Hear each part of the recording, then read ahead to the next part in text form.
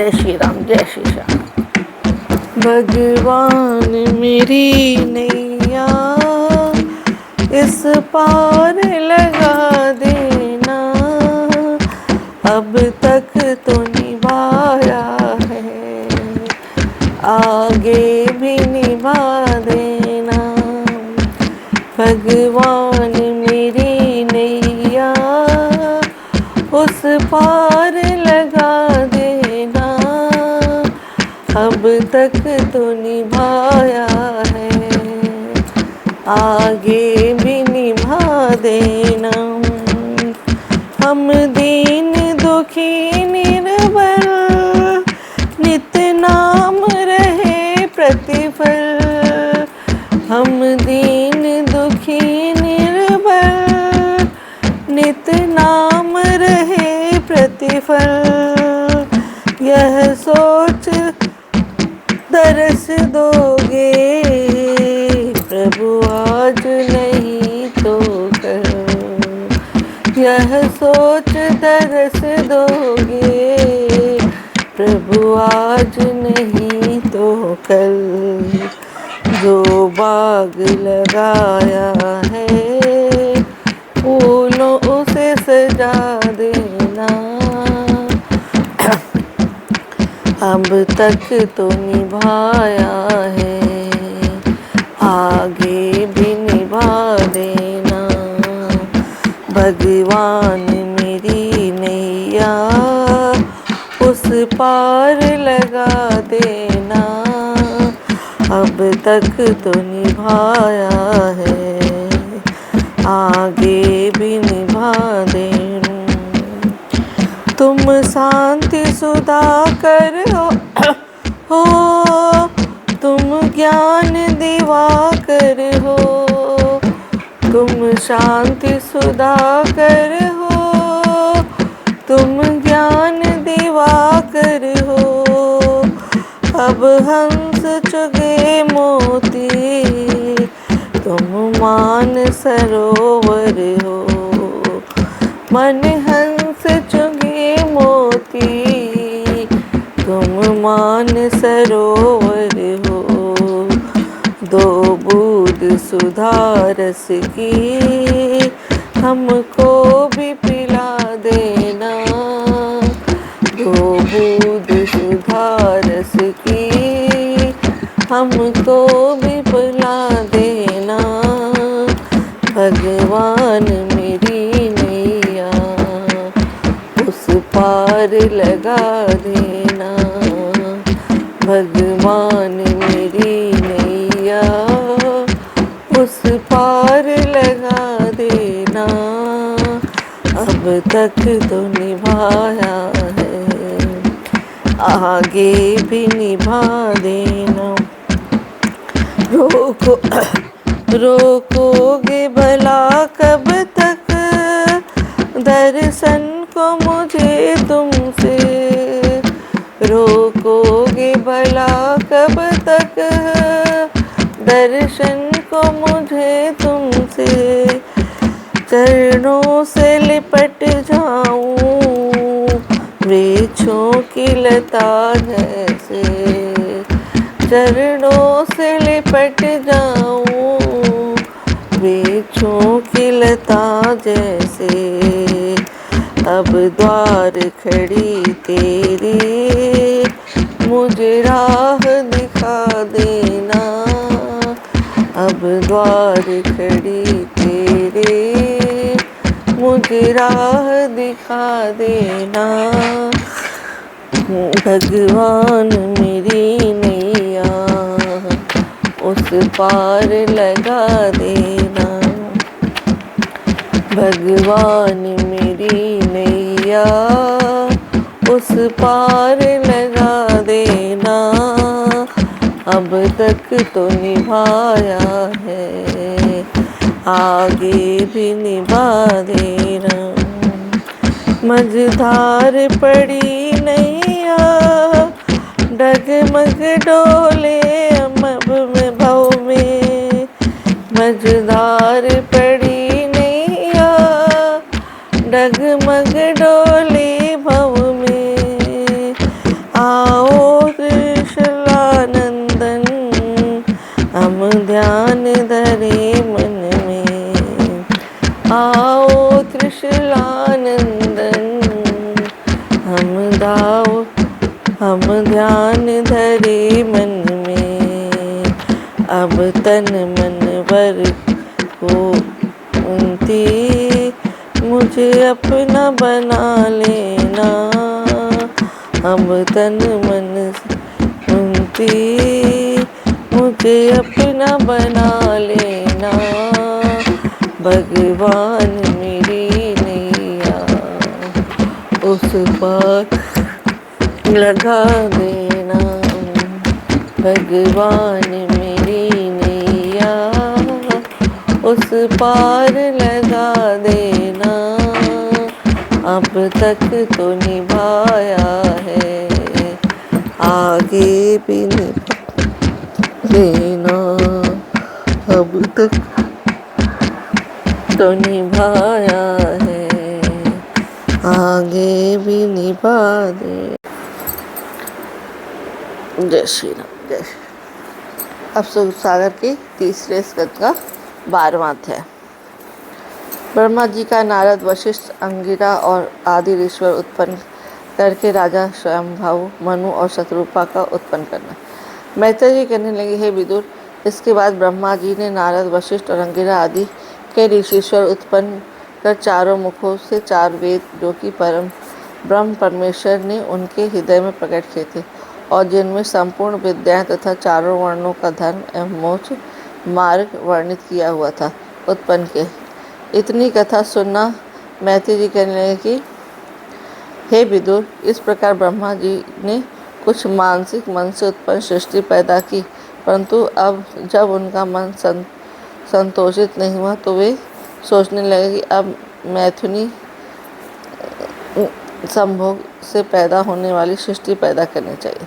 यह विचार उन्होंने अपनी इच्छा मात्र से स्वयंभाव मनु नाम वाला पुरुष और शतरूपा नाम की स्त्री उत्पन्न कर उनका आपस में विवाह करा दिया। और विवाह करने के उपरांत उन्होंने उनको कहा कि आप पहले परमेश्वर का भजन करें, उसके बाद जब आपको उनकी कृपा से सामर्थ्य पैदा हो गए तब सृष्टि उत्पन्न करें। इति सुख सागर तृतीय का 12वां अध्याय। शतरूपा। श्रीमन नारायण नारायण हरि है, भस्म नारायण नारायण हरि है। श्रीमन नारायण हरि, भस्म नारायण नारायण हरि हरि। श्रीमन नारायण हरि है, भस्म नारायण नारायण हरि। अब सुख सागर का तीसरे स्कंद का 13वां अध्याय। भगवान विष्णु का बड़ा रूप धार कर पृथ्वी का धारण करना। मैत्रेय ऋषि कहने लगे, हे विदुर, जब हिरण्याकश राक्षस पृथ्वी को पाताल में ले गया तो ब्रह्मा जी ने परम ब्रह्म परमेश्वर का ध्यान कर पृथ्वी को अपने स्थान पर स्थित करना चाहा। सो भगवान विष्णु अपना विशाल बड़ा रूप धारण कर पाताल में से पृथ्वी को अपने दांतों पर उठा लिया। तब हिरण्याकश दैत्य ने पृथ्वी को इस प्रकार विष्णु भगवान से उठाई देखकर बड़ा क्रोधित किया और तत्परता क्रोध में भड़का हुआ दैत्य, जो किसी भी देवता से नहीं जीता जा सकता था, बड़ा बलवान था, बड़ा रूप भगवान विष्णु के सामने आया। सो भगवान ने उसे मारकर पृथ्वी को अपनी जगह पर स्थित कर दिया। इस प्रकार पृथ्वी को अपनी जगह पर स्थित देखकर ब्रह्मा जी और समस्त उत्पन्न जीव प्रसन्न हो गए और विष्णु भगवान की प्रार्थना करें। इति शुक्रारे तृतीय स्कंदे 13वां अध्याय। श्रीमन नारायण नारायण हरि है, भस्म नारायण नारायण हरि है। श्रीमन नारायण हरि हरि। श्रीमन नारायण हरि है, भस्म नारायण नारायण है हरि। श्रीमन नारायण हरि हरि। अब सुख सागर के तीसरे स्कंद का 14वां अध्याय। मैत्रेय जी का विदुर जी को जय विजय की कथा करना।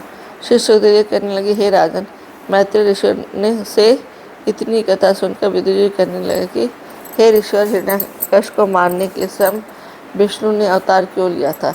इस हाल को खोल कर सुनाइए।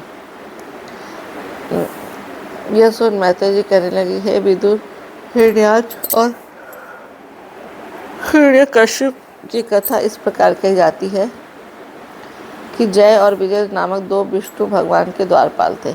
एक दिन सनकादिक ऋषिवर घूमते घूमते उस हुए बैकुंठ में आ गए, और वहां आकर जो ही उन्होंने भगवान को दर्शन करने के लिए भगवान के मंदिर में जाना चाहा, तो ही उन जय विजय द्वारपालों को रोक कर कहा, प्रवेश की कोई आज्ञा नहीं है। यह सुन सनकादिक ऋषिवर ने उन्हें बहुत समझाया कि हम चाहे जहाँ बेरोक जा सकते हैं, परंतु उन्होंने उनकी आज्ञा को तनिक भी आश्चर्य नहीं दिया।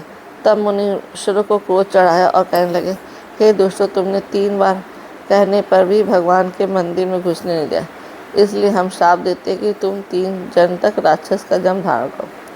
यह श्राप सुनकर उन द्वारपालों की पलकें खुल गई और वे गिड़गिड़ाकर कहने लगे, हे मुनीश्वर, हम अज्ञानियों का अपराध क्षमा करके हम पर कृपा करो। इस प्रकार दीन वचन सुनकर ऋषियों को दया आ गई और वे कहने लगे कि द्वारपालकों, हमारा श्राप मिट तो सकता नहीं, परंतु इसके साथ हम तुमको यह वरदान देते हैं कि तुम्हारे लिए भगवान का अवतार धारण होगा और उनके हाथ से मारे जाकर तुम्हें मुक्ति हो जाएगी। 3 जन्म राक्षसों का भुगतान कर अपने इसी स्थान पर आरूढ़ हो जाओगे। मैत्रेय जी कहने लगे कि हे विदुर जी, द्वारपाल और ऋषियों में इस प्रकार बातें हो रही थी जिससे कुछ शब्द भी होना जरूरी था। सो भगवान कोलाहल को सुनकर बाहर निकल आए। जब उन्होंने आकर सनकादिक ऋषियों को देखा तो कहने लगे, हे ऋषिवर, आपको प्रणाम है, और कहिए आप किस कारण यहाँ आ रहे थे? हे भगवान, और मेरे द्वारपाल को जो अपराध हो गया तो उसे क्षमा कर हम पे प्रसन्न होइए। इस प्रकार भगवान की प्रेम स्नेह युक्त वाणी सुनकर ईश्वर पानी पानी हो गए और फिर कहने लगे, हे भगवान, आप ही हम अपराध क्षमा कर यह वरदान दीजिए कि कभी भी मन में क्रोध नहीं कर सदा आपके भजन में मगन रहे। तब भगवान ने कहा, हे मुनीश्वर, ऐसा ही होगा। यह कहा कि आपको इस बात का सोच नहीं करना चाहिए। यह सब मेरी इच्छा से हुआ है, क्योंकि यह द्वारपाल मेरी उन कोमल भुजाओं को देखकर मेरे बल का अनुमान लगाना चाहते थे। सो इस श्राप द्वारा उनको राक्षस बनवाकर अपने भुजबल का उनको पराक्रम दिखाऊंगा। मैत्रेय जी कहने लगे कि भगवान की यह बात सुनकर सनकादिक उनको सब प्रेम प्रणाम और स्तुति कर उनका भजन और कीर्तन करते हुए चले गए। सो यह तो हुआ उनके पहले जन्म का हाल सुनिए। कश्यप ऋषि की 2 स्त्रियां थी। एक का नाम था अदिति और देवताओं की माता थी, और दूसरा का नाम था दिति जो देवताओं की माता थी। जो अदिति के पुत्र इंद्र को स्वर्ग का स्वामी देखकर अपने पुत्र को अंत में सदा हारते हुए देखा करती थी, इस डाह के दुख से दुखित होकर उसने कश्यप की मन तन से सेवा करनी आरंभ कर दी।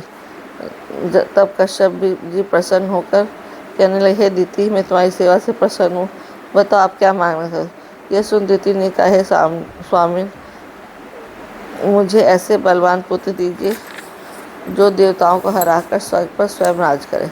यह सुन कश्यप जी ने कहा, ऐसा ही होगा। यह कहकर उसको वरदान दिया और कहा कि हे दिति, तेरे 2 पुत्र ऐसे बलशाली होंगे, तीनों लोग को जीत कर राज करेंगे।